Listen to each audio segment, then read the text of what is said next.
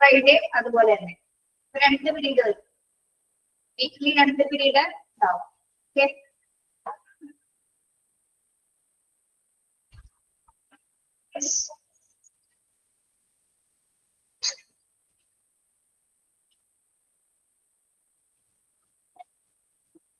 അപ്പോ എന്തെങ്കിലും വിശേഷം? സുഖം മാം. മഴ അവിടെ മഴയുണ്ടോ? മഴയില്ല, മാറി, മഴ മാറി. അവന്റെ ക്ലാസ് ടൈം എടുത്തിരിക്കുക, ബ്രേക്കാ പിള്ളേർക്ക്. ശരി. ഇപ്പൊ നിങ്ങള് ഡിഫൻസ് മെക്കാനിസം എടുക്കുന്നത് ഇവിടെ അവര് പറഞ്ഞു, വിഡ്രോവൽ പറഞ്ഞോ? വിഡ്രോവൽ പറഞ്ഞു. 12 പോയിന്റ്സ് പറഞ്ഞു. Fantasy or daydreaming? Fantasy or day dreaming? എന്താണ് ഫാന്റസി? ലാസ്റ്റ് മെക്കാനിസം ആണ്. Day dreaming is A kind of withdrawal. ആരെങ്കിലും മൈക്ക് ഓൺ ആണെങ്കിൽ മ്യൂട്ട് ചെയ്യട്ടോ. Daydreaming is a kind of withdrawal. Many of us turn to it when we are face to face with real problems. Instead of attempting to resolve these problems in realistic manner, we withdraw ourselves into a world of fantasy where we need not face the failures, where we success in every undertaking of ours. Fantasy or daydreaming. Fantasy കേട്ടിട്ടുണ്ടാവുന്നത്, daydreaming കേട്ടിട്ടുണ്ടാവും അല്ലെ? രണ്ടും കേട്ടിട്ടുണ്ടാവും. എന്താണ് രണ്ടും? ഇതെങ്ങനെ ഒരു defence മെക്കാനിസമായി fantasy എന്ന് പറയുന്നത്? നിങ്ങളുടെ അഭിപ്രായത്തിൽ ഫാന്റസി എന്താണ്? നിങ്ങളുടെ അഭിപ്രായത്തില് ഒരില്ലാത്ത ലോകം നമ്മളായിട്ട് ക്രിയേറ്റ് ചെയ്യുന്ന ഒരു വേൾഡ് അല്ലേ വേൾഡ് ഓഫ് ഫാന്റസി. അപ്പൊ ഡേ ഡ്രീമിംഗോ?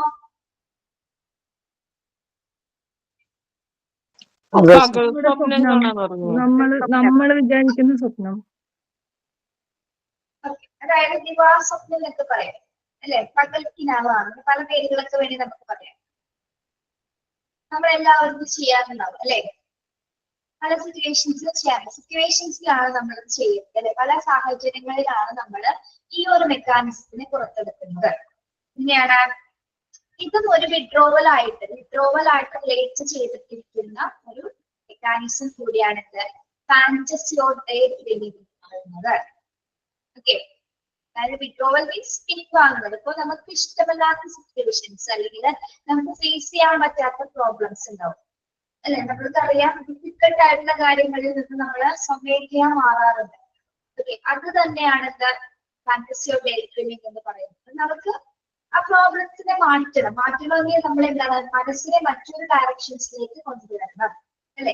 ആ സിറ്റുവേഷൻസിൽ നമ്മൾ മാറണമെങ്കിൽ, ആ പ്രോബ്ലം സോൾവ് ചെയ്യണമെങ്കിൽ നമ്മളെ കൊണ്ട് ചിലപ്പോൾ പറ്റിയെന്ന് വരില്ല. പക്ഷെ നമുക്ക് എന്ത് ചെയ്യാൻ പറ്റും? നമ്മുടെ മനസ്സിനെ നമുക്ക് മാറ്റാൻ പറ്റും. ആ പ്രോബ്ലം ചിലപ്പോൾ അവിടെ സോൾവ് ചെയ്യാൻ പറ്റിയെന്ന് വരില്ല, പക്ഷെ മനസ്സിനെ ഡയറക്റ്റ് ചെയ്യാനായിട്ട് സാധിക്കും. എങ്ങോട്ടേക്ക്? മറ്റു പല കാര്യങ്ങളിലേക്ക് നമുക്ക് കൊണ്ടുപോകാനായിട്ട് സാധിക്കും. അത് റിയലിസ്റ്റിക് ആയിട്ടാണോ ചെയ്യാൻ പറ്റുന്നത് നമുക്ക്? അതായത് നമ്മളുടെ മുഖാമുഖം വരുന്ന പ്രശ്നങ്ങൾ, അതായത് നമുക്ക് ഏറ്റവും ഡിഫിക്കൽട്ട് സിറ്റുവേഷൻസ് ഹാൻഡിൽ ചെയ്യുന്നവരാണ് നമ്മൾ അല്ലെ? എല്ലാവർക്കും വരാറുണ്ട്, ഏറ്റവും കഠിനമായിട്ടുള്ള സാഹചര്യങ്ങൾ വരാറുണ്ട്. അതായത് സോൾവ് ചെയ്യാൻ പറ്റില്ല, ആ പ്രശ്നം നമുക്ക് പരിഹരിക്കാൻ പറ്റുന്നില്ല എന്ന് തോന്നുന്ന സമയത്ത് നമ്മൾ എന്ത് ചെയ്യും? റിയൽ സിറ്റുവേഷൻസിൽ നമ്മൾ എന്ത് ചെയ്യും? മനസ്സിനെ മറ്റൊരു ഡയറക്ഷൻസിലേക്ക് കടത്തിവിടുന്നു. മനസ്സിനെ മറ്റൊരു ഡയറക്ഷൻസിലേക്ക് കടത്തുന്നത് ഒരു എന്താണ്? പിൻവലിക്കലാണ്. മനസ്സിനെ ആ സിറ്റുവേഷൻസിൽ നിന്ന് നമ്മൾ വേറൊരു സ്ഥലത്തേക്ക് കൊണ്ടുവരാണ്. ഓക്കെ, വേറൊരു കാര്യം പറയട്ടെ ടീച്ചർ. നമുക്ക് ഇവിടെ ഇരുന്നുകൊണ്ട്, നിങ്ങൾ ക്ലാസ്സിൽ ഇരുന്നുകൊണ്ട് നിങ്ങൾക്ക് ലണ്ടനോ അമേരിക്കയ്ക്ക് പോയി വരാൻ പറ്റില്ലേ? പറ്റൂലേ? പറ്റും. ഇന്ത്യൻ പ്രസിഡന്റ് ആവണോ? പറ്റും അല്ലെ? ഇപ്പൊ പറ്റും. പറ്റുമെന്ന് വെച്ചാൽ പറ്റും. അന്ന് വിചാരിച്ചാൽ മതി. ഞാനിപ്പോ ഇന്ത്യൻ പ്രസിഡന്റ് ആണ്, ഞാനിപ്പോ ഒന്ന് എവിടെയാണ്? ഡൽഹിയിലാണ്. ഞാനിപ്പോ കാറിൽ പോയിക്കൊണ്ടിരിക്കുകയാണെന്ന് വിചാരിക്കുക. അല്ലെങ്കിൽ വേണ്ട, നല്ല ഇന്ത്യൻ ഓഷനിൽ നല്ലൊരു ഷിപ്പിൽ യാത്ര ചെയ്യാണ് വിചാരിച്ചാൽ പറ്റൂലേ? പറ്റാത്തതായിട്ടൊന്നുമില്ല. നമ്മുടെ മനസ്സിന് എപ്പോ വേണമെങ്കിലും എപ്പോഴത്തെ വേണമെങ്കിലും ഈ ലോകത്തിന്റെ പല കോണിലേക്ക് സഞ്ചരിക്കാനുള്ള കപ്പാസിറ്റി ഉണ്ട് അല്ലെ? അതൊരു അമാനുഷിക കഴിവ് തന്നെയാണ്. ആ നമുക്ക് ഗൾഫിൽ പോകണമെങ്കിൽ പോവാം. ഇപ്പൊ നിങ്ങൾക്ക് പുറത്തുള്ള ഹസ്ബൻഡ് ഉണ്ട്, ഹസ്ബൻഡ് പുറത്താണെങ്കിൽ അങ്ങോട്ട് പോകണോ? ഇപ്പോഴും മനസ്സുകൊണ്ട് പോകാൻ പറ്റും നമുക്ക് അല്ലേ? അല്ലേ തമന്ന? അതെ അതെ മാം, ഉറപ്പായിട്ടും. ഞങ്ങൾ എന്നും ദുബായില് വീടൊക്കെ വെക്കാറുണ്ട്.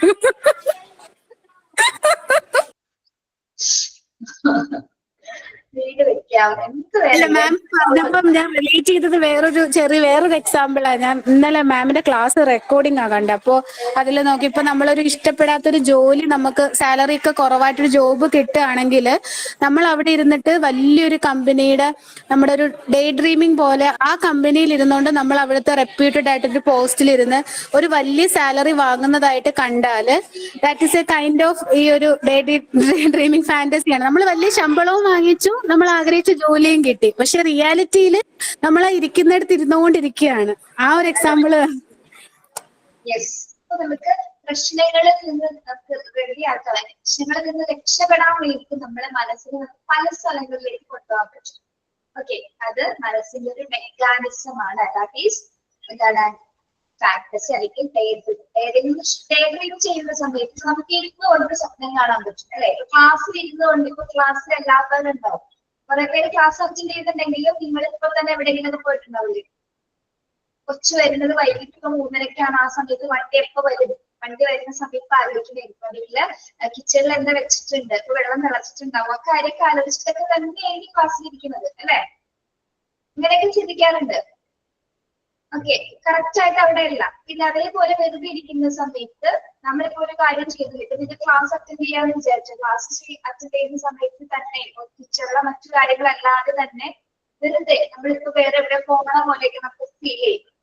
നമ്മൾ വരുന്ന സമയത്ത് യാത്ര ചെയ്യുന്ന പോലെയൊക്കെ തോന്നും, അല്ലെങ്കിൽ മറ്റെന്തെങ്കിലും സാധനങ്ങൾ, അല്ലെങ്കിൽ എന്താ പറയുക, ഭക്ഷണം കഴിക്കുന്ന പോലെ ഇഷ്ടപ്പെട്ടതിനോടൊക്കെ നമ്മുടെ മനസ്സ് മാറിപ്പോകും. നമുക്ക് പിടിച്ചെടുക്കാൻ പറ്റില്ല. പല രീതിയിൽ ചിന്തിക്കുക, പെർമനന്റ് ആയിട്ടല്ല, ടെമ്പററി ആയിട്ടല്ല, പല രീതിയിലായിരിക്കും പോകുന്നത്. പലപ്പോഴും ഇങ്ങനെ നമ്മുടെ മനസ്സിൽ ഇങ്ങനെ മാറി മാറി മാറി മാറിപ്പോകും. ഒരു കറക്റ്റ് പോയിന്റ് ഓഫ് വ്യൂ ഒരിക്കലും നിൽക്കില്ല. നിൽക്കുന്നത് എപ്പോഴാണ്? കറക്റ്റ് പോയിന്റ് ഓഫ് വ്യൂ മനസ്സ് നിൽക്കുന്നത് എപ്പോഴാണ്? എപ്പോഴെങ്കിലും നിൽക്കോ? നിൽക്കില്ല. നിങ്ങളത് യാഥാർത്ഥ്യം മനസ്സിലാക്കി മനസ്സ് ഒരു പോയിന്റ് ഓഫ് വ്യൂവിൽ നിൽക്കില്ല. ഇപ്പൊ തന്നെ നിങ്ങൾ ഇപ്പൊ ചിന്തിക്കുന്ന കാര്യം തന്നെ ഇപ്പൊ തന്നെ മാറൂലേ? നിങ്ങളുടെ മനസ്സിൽ നിന്ന് ഇപ്പൊ തന്നെ മാറില്ലേ? ഇപ്പൊ തന്നെ മാറും. നമ്മുടെ ക്ലാസ് മനസ്സില്, അതായത് റിയലിസ്റ്റിക് ആയിട്ട് ജസ്റ്റ് സെക്കൻഡുകൾ മാത്രമാണ് ഒരു തോട്ട് നിൽക്കുന്നത്. അതിനപ്പുറത്തേക്ക് എന്താണ്? നിൽക്കില്ല. ഇങ്ങനെ മാറി മാറി മാറി മാറി പോകും. പക്ഷെ നമുക്ക് എന്ത് ചെയ്യാൻ പറ്റും? ഓർമ്മയുടെ വേണ്ടി ഓർമ്മകൾ ഉണ്ടാവും അല്ലെ? അൺകോൺഷ്യസ് മൈൻഡിൽ എല്ലാം നിൽക്കുന്നുണ്ടാവും. പക്ഷെ ഇപ്പൊ ആലോചിക്കുന്ന കാര്യം ഇപ്പൊ മാത്രമേ ഉള്ളൂ. അത് കഴിഞ്ഞാൽ നമ്മൾ മറ്റു കാര്യമാണ് ആലോചിക്കുന്നത്. Yes, okay.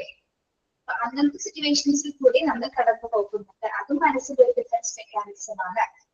മനസ്സാണ് ഇതെല്ലാം കൺട്രോൾ ചെയ്യുന്നത്. ഇനി ഉറങ്ങുന്ന സമയത്ത്, നമ്മൾ ഉറങ്ങുന്ന സമയത്ത് നമ്മുടെ മനസ്സ് പലതും ചിന്തിക്കുന്നില്ലേ? ഇന്നലെ ഞാൻ സ്വപ്നം കണ്ടത്, ഇന്നലെ ആരും വെടിവെക്കാൻ ഓടിച്ചിരുന്നത് ഞാൻ കണ്ടതാ. ശരിക്കും കണ്ടുകൊണ്ടിരുന്നു, വെടിവെക്കാനൊക്കെ കണ്ടു പറഞ്ഞു. നമ്മള് സ്വപ്നത്തില് നമുക്ക് ബോധമുണ്ട് അല്ലെ? സ്വപ്നത്തില് നമ്മള് അപ്പൊ ഉറങ്ങുന്ന സമയത്ത് നമ്മളുടെ മനസ്സിൽ പ്രവർത്തനങ്ങൾ നടക്കുകയാണ്. ചിന്തകളും ചിന്തപ്പാടുകളും ഒക്കെ നടന്നുകൊണ്ടിരിക്കുക. മനസ്സ് ഒരു സ്ഥലത്ത് നിൽക്കുന്നില്ല, നമ്മൾ അറിയുന്നില്ല. മനസ്സിങ്ങനെ പ്രവർത്തിച്ചുകൊണ്ടേയിരിക്കുകയാണ്. Okay, yes. കൃത്യസമയത്ത് നമ്മൾ എങ്ങനെ ഉണരുന്നു? അലാറം വെച്ച് ഉണരുന്നു എന്ന് പറഞ്ഞാൽ നല്ല അടിയുള്ളൂ. എങ്ങനെ ഉണരുന്നു? നമ്മുടെ ഉറക്കത്തിന്റെ സമയത്ത് എപ്പോഴോ കണ്ണു തുറക്കാറുണ്ട് അല്ലെ? ചിന്തിച്ചിട്ടുണ്ടോ നിങ്ങൾ? ഉറങ്ങുന്ന സമയത്ത് എപ്പോഴെങ്കിലും നമ്മൾ തനിയെ കണ്ണു തുറക്കും. എന്താണ് കണ്ണു തുറക്കുന്നത്? ആര് പറഞ്ഞു കണ്ണു തുറക്കാൻ? ആര് പറഞ്ഞു കണ്ണു തുറക്കാൻ? മനസ്സ് തുറന്ന് കണ്ണു തുറക്കാൻ പറഞ്ഞത് നമ്മൾ കണ്ണു തുറക്കും അല്ലെ? അത് നമ്മള് ശരിക്കും പറഞ്ഞാൽ അതിനുള്ളിൽ ഒരാളുണ്ട് പ്രവർത്തിക്കാനായിട്ട്. അയാൾ പറഞ്ഞനുസരിച്ച് പ്രവർത്തിക്കുന്ന കുറെ പവറുകളാണ് നമ്മള്. യെസ്, എന്താണോ കൺഗ്രാറ്റ്സ് പറഞ്ഞ തസ്നിക്ക് പോലീസിൽ ജോലി കിട്ടിയെന്ന് മെസ്സേജ് ഉണ്ട്. അത് സ്വപ്നമായിരുന്നു.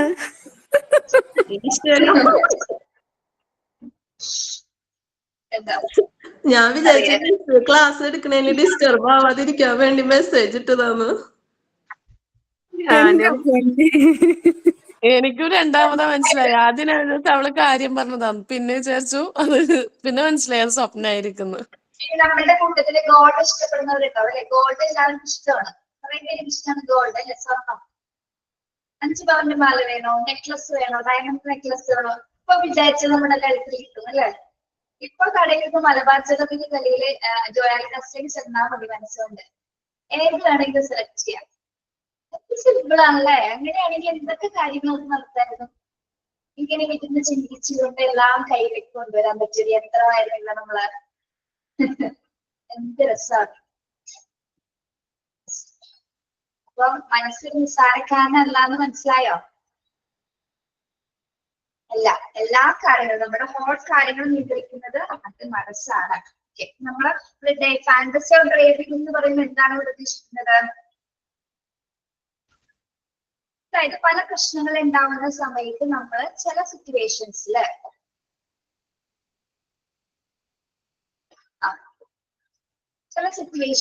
നമ്മൾ എന്താണ് പ്രശ്നങ്ങൾ നേരിടുന്ന സമയത്ത്, ഇപ്പൊ നമ്മളിപ്പോ പ്രശ്നങ്ങളിലേക്ക് ഇടപെട്ടു എന്ന് വിചാരിക്കുക. ആ ഇടപെടുന്ന സമയത്ത് നമ്മൾക്ക് വല്ലാത്തൊരു ഫീലിംഗ്, ഒരു ശരിക്കും പറഞ്ഞ ഒരു പ്രശ്നത്തിലേക്ക് കടന്ന് ചെല്ലാന്ന് തന്നെ ബുദ്ധിമുട്ടുള്ള കാര്യം. ചെരിഞ്ഞു കഴിഞ്ഞാൽ നമ്മളത് പെട്ടു നിൽക്കും. അതെങ്ങനെ സോൾവ് ചെയ്യണമെന്ന് അറിയാതെ മൊത്തത്തിൽ എന്താവും പരിഭ്രാന്തി അല്ലെ? നമ്മൾ ഭയങ്കരമായിട്ട് ഇറിറ്റേറ്റഡ് ഉണ്ടാവും. മനസ്സൊന്നും നമുക്ക് ഒരു കോൺഫിഡൻസ് ഇല്ല. അത് എന്ത് ചെയ്യണോ ചെയ്യാതിരിക്കണോ ഒന്നും അറിയാൻ പറ്റില്ല. ആ ഒരു സിറ്റുവേഷൻ ഭയങ്കര ഇറിറ്റേറ്റഡ് ആയിരിക്കും അല്ലെ? തോൽവിയും നഷ്ടങ്ങളൊക്കെ നമുക്ക് നേരിടാൻ കുറച്ച് ബുദ്ധിമുട്ടാണ്. അല്ലെങ്കിൽ എന്തെങ്കിലും സിറ്റുവേഷൻ വന്നോട്ടെ, നിങ്ങൾ അങ്ങനെ വിചാരിക്കും. ഒരു സിറ്റുവേഷൻ വന്ന സമയത്ത് പ്രശ്നത്തിൽ പെട്ടിരിക്കണം. പെട്ടെന്ന് വെച്ചാൽ ഒരു രക്ഷയില്ലാതെ പുറത്തേക്ക് വരാൻ പറ്റുന്നില്ല. ആ ഇരിക്കുന്ന സമയത്ത് നമ്മൾ എന്ത് ചെയ്യാറുണ്ട്? നമ്മുടെ ഡേഡ്രീമിൽ പോകാറുണ്ട്. അതായത് ആ സിറ്റുവേഷൻസിൽ നമ്മുടെ മനസ്സ് പല രീതിയിലും ചിന്തിക്കാറുണ്ട്. ഓക്കെ, ഇപ്പൊ ഞാനൊരു കാര്യം പറയട്ടെ. ഇപ്പൊ മരണ വീട്ടിൽ ചെന്ന് കൊണ്ടിട്ടെ, നമ്മൾ മരണ വീട്ടിൽ ചെന്ന് വിചാരിക്കാം. ഭയങ്കര നിശബ്ദമുള്ള സ്ഥലമാണ്. പക്ഷെ ചിലവർ ചിന്തിക്കാറുണ്ട്, ഞാൻ ചിന്തിച്ചിട്ടുണ്ട് കേട്ടോ, മരണ വീട്ടിൽ വളരെ നിശബ്ദതയാണ്. ഇവിടെ കയറി ഞാൻ ഡാൻസ് കളിച്ച ആൾക്കാർ എന്തെങ്കിലും വിചാരിക്കും, അല്ലെങ്കിൽ ഞാൻ ഡാൻസ് കളിച്ചെന്ന് ഞാൻ വിചാരിക്കുന്നു മരണ വീട്ടില്. നമ്മളങ്ങനെ മനസ്സിങ്ങനെ വെറുതെ വന്നുകൊണ്ടിരിക്കുക. ഇങ്ങനെ ആവില്ല, ഏറ്റവും വിഷമിച്ചിരിക്കുന്ന സിറ്റുവേഷൻസ് ആണ്. അപ്പൊ ഇപ്പൊ ബോർഡിയുടെ അടുത്ത് വയലിൽ ഡാൻസ് കളിച്ച് ആരെയും എനിക്ക് പറയോ? അങ്ങനെയൊക്കെ ചിന്ത, അതൊക്കെയുള്ള ആവശ്യമുള്ള ചിന്തകളാണോ? അത്രയും ഡിഫിക്കൽട്ട് ആയിട്ടുള്ള സിറ്റുവേഷനിൽ നിൽക്കുകയാണ്. എന്നിട്ടാണ് ഇങ്ങനത്തെ ചിന്തകൾ വരുന്നത്. എനിക്ക് അങ്ങനെ വരാറുണ്ട് കേട്ടോ, സത്യമായിട്ട് വരാറുണ്ട്. ഇപ്പൊ ഞാൻ ഉറക്കം ചിരിച്ചാലോ അങ്ങനെ പ്രശ്നം ഉണ്ടാവോ? അങ്ങനെയൊക്കെ ചിന്തിക്കും. ഞാനിങ്ങനെ ചിരിക്കുമെന്ന് വിചാരിച്ച വായ പൊട്ടിയിട്ടുണ്ട് അറിയാതെ. ചെറിയ സമയത്ത്, ഇപ്പോഴൊന്നും അല്ല കേട്ടോ, കുറച്ചും കൂടി ഇതിലും ചെറുതായിരുന്ന സമയത്ത് അങ്ങനത്തെ സിറ്റുവേഷൻസ് ഒക്കെ നമുക്ക് വരാറുണ്ട്. ഇനിയിപ്പോ മരിച്ച വീട്ടിൽ പോകുന്നത് ആലോചിച്ചൊക്കെ കേട്ടാ, പെട്ടെന്ന് ഞാൻ ചിരിച്ചു അയാളോട് നൽകി കഴിഞ്ഞു. യെസ്,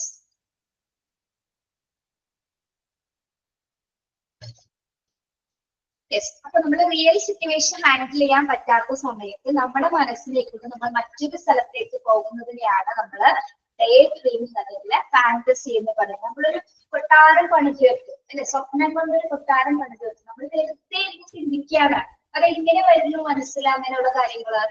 അതാണ് മനസ്സിന്റെ പവർ എന്ന് പറയുന്നത് അല്ലെ? ഡിഫിക്കൽട്ട് സിറ്റുവേഷനിൽ ഇരുന്നുകൊണ്ട് നമുക്ക് മറ്റു പല കാര്യങ്ങളും ചിന്തിക്കാൻ പറ്റുന്നത് ഒരു ഡിഫൻസ് ആണ്. അതൊരു ഡിഫൻസ് മെക്കാനിസം ആണ്. മനസ്സിന്റെ ഒരു പ്രതിരോധ തന്ത്രമാണ്.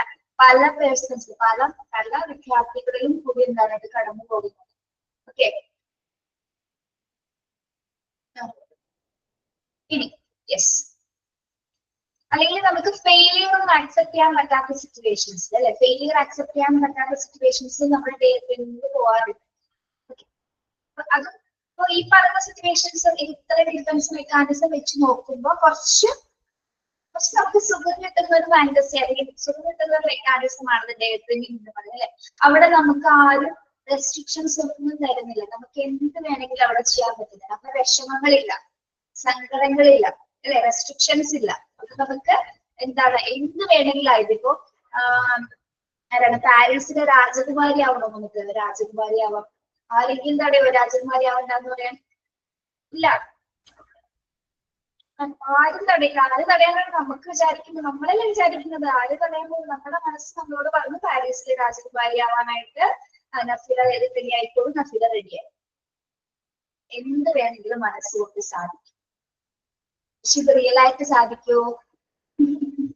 റിയൽ ആയിട്ട് സാധിക്കോ? ഇല്ല. ഇതൊക്കെ ഇമാജിനേഷനാണ് അല്ലെ? അങ്ങനെയാണെങ്കിൽ ഈ ലോകം എങ്ങനെ ആയിപ്പോയാലേ? നിങ്ങൾ ആലോചിക്ക്, നമുക്ക് ഇങ്ങനെ മനസ്സുകൊണ്ടൊക്കെ ചെയ്യാൻ പറ്റുമെങ്കിൽ ഈ ലോകം നശിച്ചു പോയേനെ അല്ലെ? അപ്പൊ ആരും ഉണ്ടാവില്ല ഈ ലോകത്ത്. അപ്പൊ നമ്മളെ ചുറ്റിപ്പറ്റി ഇത്തരത്തിലുള്ള കപ്പാസിറ്റീസ് നമ്മളുടെ ഓൾ മൈൻഡിൽ എല്ലാവരുടെ മാനസികാരോഗ്യത്തിനകത്ത് ഇത് ഒളിച്ചിരിക്കുന്നത്. ഓക്കെ, അപ്പോ പല സിറ്റുവേഷൻസിൽ നിന്ന് നമ്മൾക്ക് പിൻവലിക്കാനായിട്ട് അല്ലെങ്കിൽ അതിൽ നിന്ന് പിന്മാറാൻ വേണ്ടിയിട്ട് നമ്മൾ ഉപയോഗിക്കുന്ന തന്ത്രമാണ് ഫാന്റസി ഓഫ് ഡേറ്റിംഗ്സ് എന്ന് പറയുന്നത്. ഓക്കെ, നമ്മൾ നമ്മളുടേതായ ഒരു ലോകം, പുതിയ ലോകം സൃഷ്ടിച്ചെടുക്കുകയാണ്.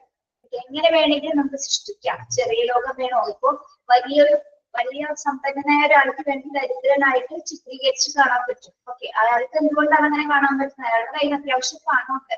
അയാളുടെ ആഗ്രഹം എന്താണ്? ഏറ്റവും ചെറിയ സാധാരണക്കാരനായിട്ട് ജീവിക്കാൻ ആഗ്രഹം തോന്നിയാൽ അയാളുടെ മനസ്സോട് ചിലപ്പോൾ അയാൾക്ക് ജീവിക്കാൻ പറ്റും. ഓക്കെ, അങ്ങനെ ചിന്തിക്കുന്നവരുണ്ട്. എന്റെ വീടിനടുത്തൊരു ചേട്ടനുണ്ട്.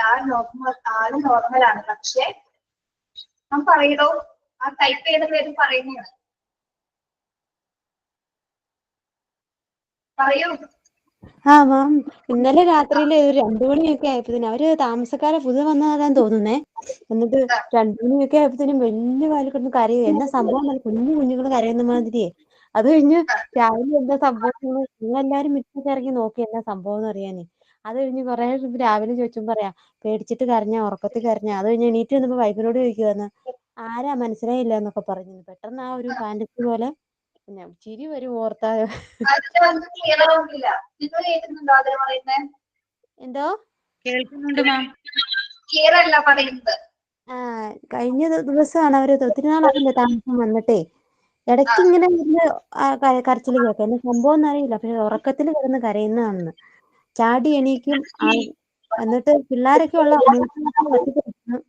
രണ്ടാമത്തെ കൊച്ച് 6ല് 2 മക്കളുള്ളതാ. എന്നിട്ട് പറയാം ചേച്ചി, എന്നിട്ട് പറയാ രാവിലെ എണീറ്റപ്പോ എന്നോട് ചോദിക്കാന്ന് ആരാന്ന്. നിങ്ങൾ രാത്രി സ്വപ്നം കണ്ട് പേടിച്ചു നിൽക്കാറില്ലേ? ആ ഒരു രീതിയില്. നിങ്ങൾ എല്ലാവരോടും കൂടിയാണ് ചോദിച്ചത്. Yes ma'am.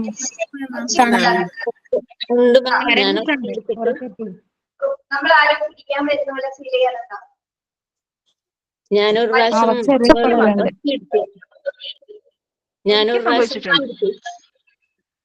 വലിച്ചു മുറുക്കുന്നത് പോലെ ഫീൽ ചെയ്യാറുണ്ടോ? വലിച്ചു മുറുക്കുന്നത് പോലെ. അത് ഉറക്കത്താണെങ്കിലും കാണൂല.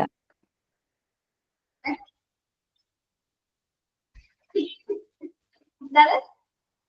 അല്ല, ഫീൽ മരിച്ചു പോകുന്നത് ഉറക്കത്താണെങ്കിലും കാണൂലെന്നറിയാം. ഞാൻ ചോദിച്ചത് ഉറങ്ങുന്ന സമയത്ത് ഇപ്പൊ നമുക്ക് എത്ര ശ്രമിച്ചാലും കട്ടിലിൽ എഴുന്നേക്കാൻ പറ്റില്ല. ആരോ എന്തോ ഫോഴ്സ് ചെയ്യുന്ന പോലെ തോന്നും അല്ലെ?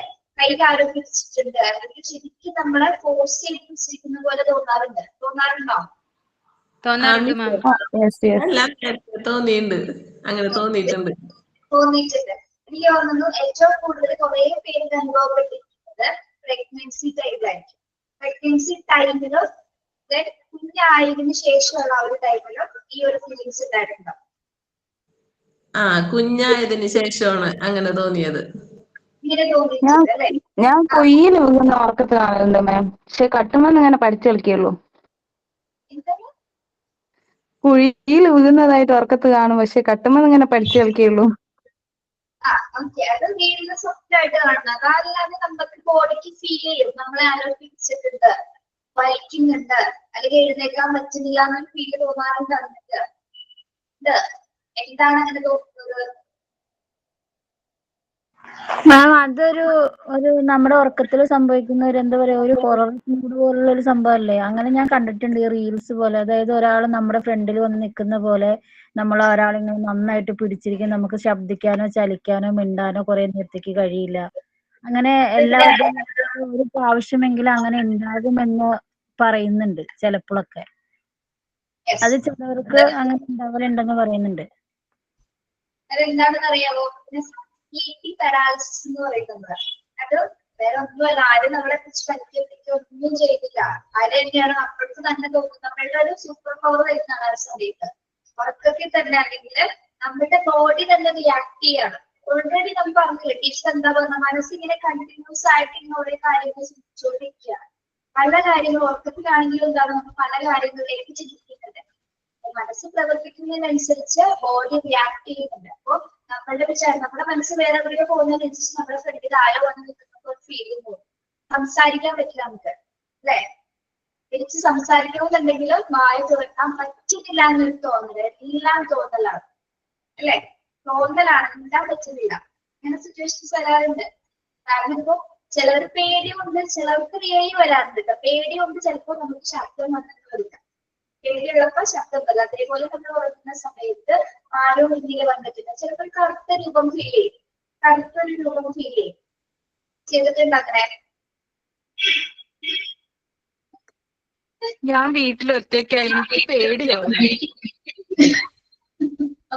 ആരോ അപ്പയോ അമ്പിളി നമ്മുടെ ഡാൻസുകാരിയായ അമ്പിളിയാണോ? അഭിരാമിയാണുള്ളത്. അത് ആരബിയാണ്. അമ്പിളി ഈ സൈക്കോളജി ഒക്കെ പഠിച്ചിട്ട് ഈ പേടിയാണെന്ന് പറഞ്ഞിട്ട് നാണക്കേടാണ് കേട്ടോ. അതറിയില്ല, കുഞ്ഞുങ്ങളുടെ മനസ്സല്ലേ മാം, അതുകൊണ്ടാ. കുഞ്ഞുങ്ങൾക്ക് ഒട്ടും പേടിയില്ല, നമുക്കാണ് പേടിയില്ലേ? കുഞ്ഞുങ്ങൾക്ക് പേടിയൊന്നുമില്ല. അവർക്ക് പേടി എന്താന്ന് അറിയത്തില്ല മാം. പേടിപ്പിച്ച് ഉറക്കാൻ പറ്റുന്ന പാട്. നമ്മളാണ് പറഞ്ഞു കൊടുക്കണം. അത് അത് വന്ന് പറഞ്ഞു നമ്മള് പേടിക്കും. കണ്ടിട്ടില്ല. ചിലപ്പോ നിങ്ങളല്ലേ കുട്ടികള്, കുഞ്ഞുങ്ങളെ, അതായത് ജനിച്ച് 3 മാസമൊക്കെ ആയ കുട്ടികള് ചില സൈഡിലേക്ക് ഇങ്ങനെ നോക്കി കിടക്കും, ഒരേ പൊസിഷനിൽ തന്നെ നോക്കി. കൂടെ കിടക്കുന്ന അമ്മയ്ക്ക് പേടിയാണ്. പക്ഷെ ഇവിടെ സ്റ്റുഡന്റ് ക്ലാസ് കൊച്ചെന്താന്ന് അറിയുന്ന ടീച്ചറെ ഭയങ്കര സീരിയസ് ആയിട്ടാണ് അത് പറയുന്നത്. ഇങ്ങനെ നോക്കിയിരിക്കുന്നുണ്ട് ടീച്ചർ, അവിടെ ആരെങ്കിലും വന്ന് നിന്നിട്ടായിരിക്കും. അപ്പൊ ഞാൻ ചോദിച്ചു, തനിക്ക് തിരിഞ്ഞോക്കാരില്ലേ? കൊച്ചു നോക്കി, ഇനി ഞാൻ നോക്കി വല്ലതും കണ്ടാലോ? അങ്ങനെ പറയുന്ന ചൂട്, അതിന് ഭയങ്കര പേടിയാണ് ആ ചേച്ചിക്ക്. എന്താ പറയുന്നത്, എനിക്ക് 90 വെച്ച് കണ്ടാണ് അങ്ങനെ പറഞ്ഞത്. കുട്ടി എന്തോ കണ്ടിട്ട് അമ്മ സ്ഥിരീകരിച്ചു, കുട്ടി അവിടെ എന്തോ കണ്ടിട്ടുണ്ടായിരുന്നു, ജനലിന്റെ ബാക്കിൽ ആരോ ഉണ്ടെന്ന് ആള് പറയാണ്. ടീച്ചറെ ആര് നമ്മൾ ഇപ്പോഴും എന്റെ ശരിക്കും കണ്ട് എന്നത് കൊച്ചു പറഞ്ഞത് ശരിക്കും കണ്ടത് ഇല്ല, കൊച്ചിന് 3 മാസം ഉണ്ടായിരുന്നു മിസ്. അപ്പൊ ഞാനെനിക്ക് മനസ്സിലാക്കി, ഇല്ല ടീച്ചറെ അതിങ്ങനെ നോക്കിയപ്പോ എനിക്ക് മനസ്സിലായി അവൾ ആരും കണ്ടിട്ട് നോക്കി നിൽക്കണേന്ന്. കൊച്ചു ഇതൊന്നും കണ്ടിട്ടുണ്ടാവില്ല. നമ്മളാണ് ഇതൊക്കെ ചിത്രീകരിച്ചു വെക്കുന്നത്. കുഞ്ഞൊന്നും കണ്ടിട്ടുണ്ടാവും. കുഞ്ഞ് ചിലപ്പോ ഈ ഒബ്ജക്ട് പെർമനൻസ് എന്നൊക്കെ പറഞ്ഞ സംഭവങ്ങളൊക്കെ എത്തിക്കൊണ്ടായിരിക്കും, അല്ലെ? എന്തെങ്കിലുമൊക്കെ കണ്ടിട്ട് കുട്ടി അത് ഐഡന്റിഫൈ ചെയ്തുകൊണ്ടിരിക്കുകയാണ്. നിങ്ങൾ ഇനി അങ്ങനെ മനസ്സിലാക്കണം. ഇത്രയും ചാപ്റ്ററുകളൊക്കെ പഠിച്ചവരാണ്. ഇനി ഇത്തരത്തിലുള്ള വിശ്വാസങ്ങളൊക്കെ വെച്ചിരിക്കരുത് കേട്ടോ അമ്പിളി. എനിക്ക് എന്നെ കുഞ്ഞിനെ തൊട്ടേ ഒത്തിരി ഇങ്ങനെ കഥകൾ കേട്ടിട്ടുള്ളതുകൊണ്ട് പേടിയാണ്. അപ്പോഴേ പേടിയൊക്കെ പറയുന്നു. മാം എന്തോ പേടിപ്പിക്കുന്നതെന്ന് ചോടി വന്ന് കേട്ടോണ്ട് ഇച്ചിരി നേരം ഇരുന്നപ്പോ പറയുന്നു. പുറയിലേക്ക് തിരിഞ്ഞൊക്കെ നമ്മളീ ധൈര്യം ഉണ്ടെങ്കിൽ പുറയിലേക്ക് തിരിഞ്ഞപ്പോ എന്റെ ഭാവം എനിക്ക് ഒറ്റയ്ക്ക്, ഞാൻ ഒറ്റയ്ക്ക്. അരികളുണ്ട് പുറയില്? ഇല്ല, ആരും ഇല്ല. അതല്ല ഞാൻ പറഞ്ഞ, എനിക്ക് വീട്ടിൽ ആരും ഇല്ല. ഞങ്ങൾ 3 ഏക്കറിനകത്ത് ഞാൻ ഒറ്റയ്ക്കാ. ആരും ഇല്ലെന്ന് പുറകില് ഭയങ്കര ശൂന്യത അനുഭവപ്പെടുന്നില്ലേ? ഇത് എവിടെയെങ്കിലും എത്തിക്കും മാം. അമ്പിളി നാളെ ക്ലാസ്സിൽ കേറാതെ വരുവോ പനിയായിട്ട്? എന്റെ അമ്പിളി ഇത്രേ പ്രായമായിട്ട് നമുക്ക് ഇതൊക്കെ വിശ്വസിക്കരുത് കേട്ടോ. അങ്ങനെയൊന്നുമില്ല. ഇതൊക്കെ അമ്പിളിയുടെ തോന്നലാണ്. അമ്പിളി ഇതൊക്കെ മാറണം. കുട്ടികളെ പഠിപ്പിക്കാൻ വേണ്ടി പോകണ്ടേ നമുക്ക്? നമ്മൾ ഈ കുഞ്ഞിലെ തൊട്ടേ കഥകൾ കേൾക്കുമ്പോ പേടിയാണ്. പക്ഷെ മക്കളോട് ഞാൻ അങ്ങനെ ഒന്നും പറഞ്ഞില്ല. മക്കൾക്ക് രാത്രിയിൽ ഇറങ്ങി പോകാനും പേടിയില്ല. പക്ഷെ എനിക്ക് പേടിയാ. ഇനി ഒരു പ്രാവശ്യം കൂടി തിരിഞ്ഞു നോക്കിയേ പുറയിലേക്ക്. ആരോ ഉണ്ട്. മിക്കവാറും പെടലി വിളിക്കും. അതാദ്യം മാറ്റും. നെഗറ്റീവായിട്ട് ചിന്തിക്കേണ്ട. അപ്പൊ ആരും വെക്കുന്നത്. ഇനി ഒന്നുകൂടി തിരിഞ്ഞു നോക്കിയേ. ഓക്കെ ഓക്കെ ഓക്കെ ഓക്കെ, ഒന്ന് കണ്ണടച്ചേ. Close your eyes. എവിടെ കണ്ണൊന്നും അടയ്ക്കുന്നുണ്ടാവില്ല, കണ്ണ് തുറന്ന് വീഡിയോ ഒക്കെ ഞാൻ കണ്ണടച്ചു. കണ്ണടച്ചു. മോണ്ടിസോറി കഴിയുമ്പോൾ നമ്മുടെ പേടിയൊക്കെ മാറണം കേട്ടോ. നിന്റെ മാരേജ് കഴിഞ്ഞാണോ? എന്തോ? മാരേജ് കഴിഞ്ഞാണോ? കുട്ടികളുണ്ടോ? 3 പിള്ളേരുണ്ട്. മൂത്ത കൊച്ചിന് 19 വയസ്സ്, ഇളയാൾക്ക് 10 വയസ്സ്. മാമിന്റെ ഒരു റെക്കോർഡ് ക്ലാസ് കേട്ടപ്പോ മാമിന് ഭയങ്കര ടെൻഷനായിട്ട് മാം ഇങ്ങനെ ഇരിക്കുന്ന ആരാണ്ട് പിള്ളേര് മാം നല്ലതായിട്ട് അങ്ങോട്ട് അക്സെപ്റ്റ് ചെയ്തില്ല, മാം നല്ലതായിട്ട് ക്ലാസ് എടുത്തെന്നൊക്കെ പറഞ്ഞു. ഞാനൊരു റെക്കോർഡ് ക്ലാസ് കേട്ടത്. അപ്പൊ മാം എന്തിനാ പേടിച്ച്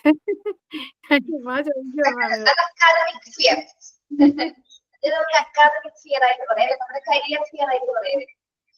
അത് ഫസ്റ്റ് സംഭവിച്ചതാണ് ജോലി. എനിക്ക് ആദ്യമായിട്ട് ക്ലാസ് അങ്ങനെ ഇതായി പോയതാണ്. പക്ഷേ മാം ഞാനാണെങ്കിൽ പേടിക്കത്തില്ല കേട്ടോ. ആ പിള്ളേർ ഒന്നുകിൽ ജലസിയുള്ള പിള്ളേരായിരിക്കും, അല്ലെങ്കിൽ നമ്മൾ ആരാന്ന് അവർക്ക് മനസ്സിലായി കാണത്തില്ല. നമ്മളെ അവർക്ക് മനസ്സിലാക്കാൻ അവർ കൊച്ചു മനസ്സായിരിക്കും. അപ്പൊ നമ്മളെ മനസ്സിലാക്കി കഴിയുമ്പോഴേ അതല്ല കാര്യം എന്താ പറയുക, എനിക്ക് ആ പോർഷൻസ് നല്ല ഞാൻ പ്രിപ്പയർ ചെയ്ത് വന്നതാണെങ്കിൽ, പക്ഷെ നമുക്ക് ചില ദിവസങ്ങളിൽ ക്ലാസ് എടുക്കാൻ പറ്റില്ല. അത് നിങ്ങൾക്കും അത് അനുഭവപ്പെടും. കാരണം അപ്പൊ നമുക്ക് പ്രിപ്പയർ ചെയ്തിട്ട് എടുക്കാൻ പറ്റില്ലല്ലോ എന്ന് ഓർത്തിട്ടൊരു ചെറിയ പ്രശ്നം. എനിക്ക് ആ പ്രശ്നം ഉണ്ടായി. ഫസ്റ്റ് ടൈമാണ് എനിക്ക് അങ്ങനെ വന്നത്. അങ്ങനെ വരാറില്ല, അപ്പൊ അതെടുത്ത് പോവാറില്ല. പക്ഷെ ചില ദിവസങ്ങളിൽ നമുക്ക് സംസാരിക്കാൻ ചിലപ്പോ വാക്കുകൾ കിട്ടിയെന്ന് പറയില്ല. ചിലപ്പോ ഒരു വാക്ക് ചിലപ്പോ അതേ ചിലപ്പോൾ തപ്പിപ്പടങ്ങി നിന്ന് പോവാം. അങ്ങനത്തെ സിറ്റുവേഷൻസ് ഒക്കെ ഉണ്ടാവാറുണ്ട്. പക്ഷെ അത് ആദ്യമായിട്ട് വന്നപ്പോ എനിക്ക് അക്സെപ്റ്റ് ചെയ്യാൻ ബുദ്ധിമുട്ടുണ്ടായി. കാരണം ഞാനത് വിഷമം ഉണ്ടായി പറഞ്ഞു. ഇതൊക്കെ ഓട്ടോമാറ്റിക്കലി എല്ലാവർക്കും വരുന്ന ഒരു സിറ്റുവേഷൻ അല്ലേ, ആർക്കും ഞാൻ അക്സെപ്റ്റ് ചെയ്തു, അത് കഴിഞ്ഞു. ഞാനത് അക്സെപ്റ്റ് ചെയ്തു. ഇവിടെ ക്ലാസ്സിൽ കയറി പിന്നെ കുറച്ചേരം കഴിഞ്ഞിട്ട് മാറുമല്ലോ. അത് കഴിഞ്ഞിട്ട് നാളാണ് കറക്റ്റായിട്ട് വരാറ്. എനിക്കിപ്പോ ആര് അക്സെപ്റ്റ് ചെയ്തില്ലെന്ന് പറഞ്ഞാല് ഞാൻ ഫിയർ ആവുക പറയാവോ, ഞാൻ ആരാന്ന് എനിക്കറിയാം, എന്നെ അറിയാവുന്നവർക്കും അറിയാം. പിന്നെ വേറെ എന്നെ ഒരാൾ അക്സെപ്റ്റ് ചെയ്തില്ലെങ്കിൽ അവർക്ക് എന്നെ അറിയില്ല. അതിന് ഞാനല്ല വിട്ടത്. അവർക്ക് എന്നെ അറിയാത്തത് അവരുടെ കയ്യിലാകെ കുഴപ്പമിരിക്കുന്നത്. ഞാനെന്തിനാ അറിയാവുന്നത്? ആ ജോലി കിട്ടിയാലും അത് നല്ല ജോലി എനിക്ക് ദൈവം എനിക്ക് വെച്ചിട്ടുണ്ട്, അതിനു വേണ്ടിയാ അത് പോകുന്നത്. അത് ഞാൻ അറിയാവേണ്ട ആവശ്യമില്ല, വേറെ നല്ലത് അവിടെ ഉണ്ട്. വേറെ ഞാൻ അങ്ങനെയാ ചിന്തിക്കുന്നത്. ജോലിയുടെ മനസ്സിന്റെ എനിക്ക് അത്ര നേരം ആ സമയത്ത് അത്ര കട്ടി ഉണ്ടായില്ല ചിന്തിക്കാനായിട്ട്. ഞാൻ ഒന്നിലും അറിയാവില്ല, മൈൻഡ് ഡൗൺ ആക്കി കളയത്തില്ല. എന്റെ മൈൻഡ് വേറൊരാൾക്ക് വെറുതെ ഞാൻ വിട്ടുകൊടുത്ത് നഷ്ടപ്പെടുത്താൻ ആഗ്രഹിക്കത്തില്ല. ഭർത്താവിന് മക്കൾക്ക് വേണ്ടി മാത്രം കുറെ ഞാൻ സപ്രസ് ചെയ്തിട്ടുണ്ട്. വെച്ചാൽ അവരെ നേടിയെടുക്കുവാന്ന് എന്റെ ആവശ്യമില്ല. അല്ലാതെ വേറെ ഒന്നിനും വേണ്ടിയിട്ട് വേറെ ഞാൻ കൊടുക്കത്തില്ല. മനസ്സ് ആക്കി കളയത്തില്ല. ശരി ശരി. ഇനി ഈ ഡേ ഡ്രീമിങ്ങും ഫാന്റസിയും കൂടാതെ തന്നെ നമുക്ക് കുറച്ച് ഡിഫറൻസിനെ കുറിച്ചിട്ട് ഇവിടെ പറയുന്നുണ്ട്. ഏതൊക്കെയാണ്? Beside these there are other adjustment mechanisms such as dissolution, ecocentrism, reaction formation and others. ഇതൊക്കെയാണ് ഈ ഡിഫറൻസ് മെക്കാനിസം കൂടാതെ കുറച്ച് അഡ്ജസ്റ്റ് മെക്കാനിസം വരുന്നുണ്ട്. അതൊക്കെയാണ് ഡിസൊല്യൂഷൻ. എന്താണ് ഡിസൊല്യൂഷൻ? കേട്ടിട്ടുണ്ടോ?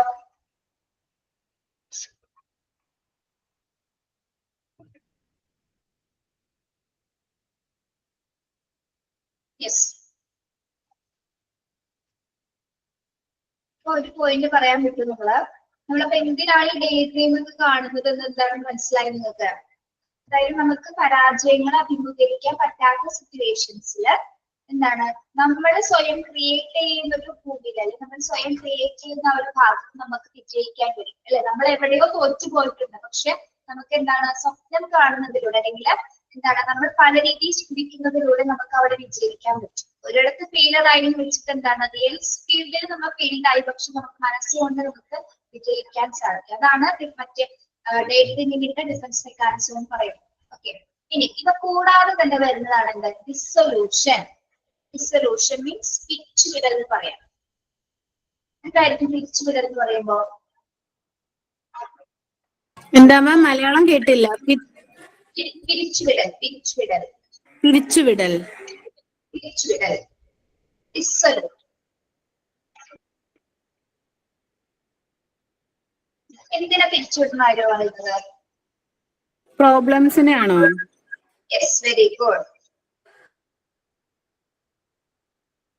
പ്രോബ്ലംസ്.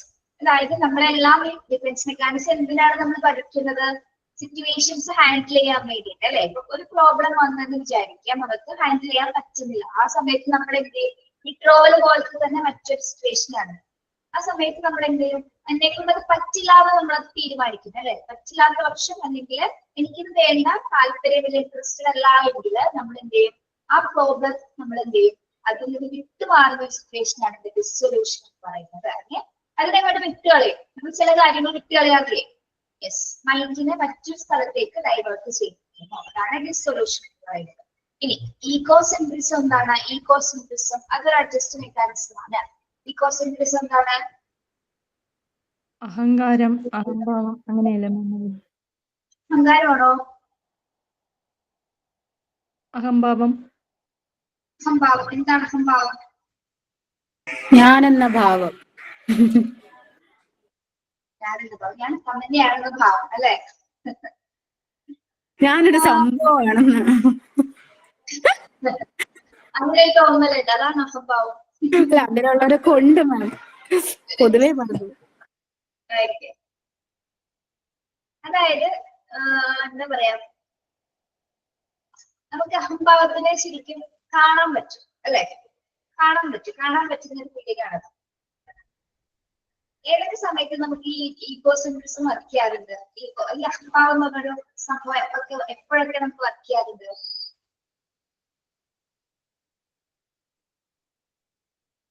അതായത് ഒരു പ്രശ്നം വരുമ്പോ മറ്റുള്ളവന് മുമ്പിൽ വിട്ടുകൊടുക്കാതെ ഞാനാണെന്ന് പറയുന്ന ആ സമയത്ത്.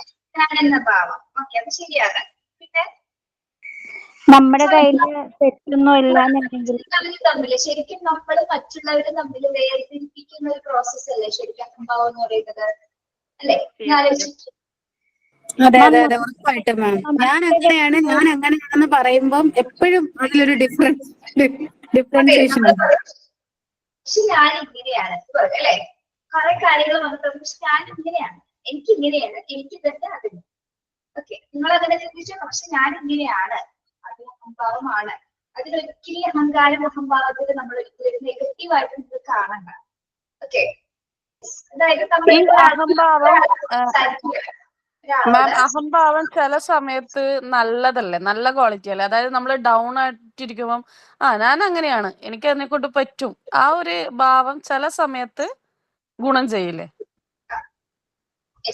അതാണ്. അതായത് നമ്മള് വോയിസ് പറഞ്ഞ പോലെ ഒരാളോട് സംസാരിച്ചുകൊണ്ടിരിക്കുമ്പോൾ ഇതെല്ലാം ഡിഫറൻസ് മെക്കാനിസം ആണ് കേട്ടോ. ഒരാളോട് സംസാരിച്ചുകൊണ്ടിരിക്കുന്ന സമയത്ത് എന്തൊക്കെയോ പറഞ്ഞു നമ്മൾ അതിലിട്ട് സംസാരിക്കാൻ തുടങ്ങി. അപ്പൊ സംസാരിക്കുന്നതിന്റെ ലെവലൊക്കെ മാറി തുടങ്ങിയപ്പോ അത് ഏകദേശം ഒരു തല്ലുപിടുത്തത്തിന്റെ വെക്കിലേക്ക് പോകാൻ നിൽക്കാന്ന് വിചാരിക്കുക കേട്ടോ. അപ്പൊ ഞാൻ ആയിഷ സംസാരിച്ചുകൊണ്ടിരിക്കുന്നതിലെ കുറച്ച് കാര്യങ്ങൾ പറഞ്ഞപ്പോ ആയിഷക്ക് എന്നോടൊരു ഇത് തോന്നി. ടീച്ചർ അതിൽ എന്തല്ലേ. അപ്പൊ എനിക്ക് ഇച്ചിരി കൂട്ടി പറയുന്നതെന്നോർത്ത് ആയിഷ പറയും, കുറച്ച് കാര്യങ്ങൾ ആയിഷ കൂട്ടി പറയും.